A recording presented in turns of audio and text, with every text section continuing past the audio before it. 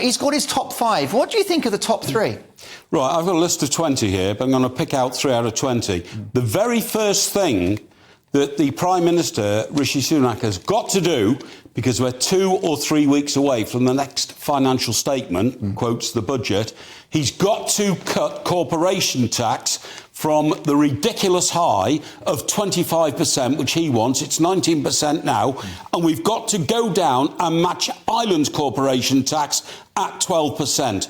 We're already seeing countries cancelling plans to invest and build in Great Britain to go to Ireland. Surely that's a huge, huge cry, isn't it, to say if you want to be open to business from around the world, including AstraZeneca, then you give them tax advantages. It's all very well having a moral conscience about raising tax, but remember, those who create wealth in this world will just go elsewhere. And competitive tax rates are what Brexit was all about. We were supposed to have the tax advantage. Jeremy Corbyn said, oh, Britain's going to become Singapore on sea. Yes. That was supposed to be a criticism. I thought, bring it on. Singapore on sea, if we were, would make us one of the wealthiest countries in the world.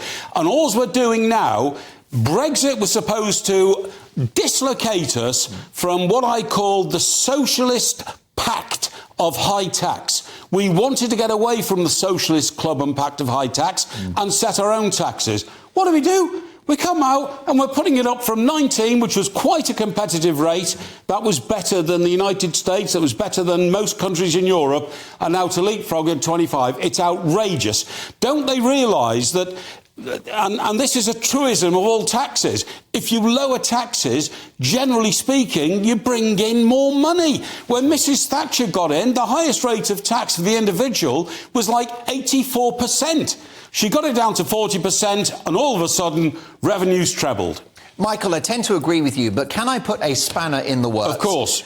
How will these tax cuts be paid for, given that we've got a deficit, which means that every month more goes out than comes in? We've got a national debt of over $2 trillion, and we've got inflation. Wouldn't these tax cuts be inflationary and costly? No, because if you attract people to this country to create wealth, they pay taxes on this wealth. It annoys me all the time. Over the last couple of weeks, we've heard about record profits for mostly energy firms, Centrica and the people who own them, British Gas, all that kind of stuff, guys, BP, Shell. Absolutely. But what people don't point out is that they're already paying tax of up to 75% with the windfall taxes.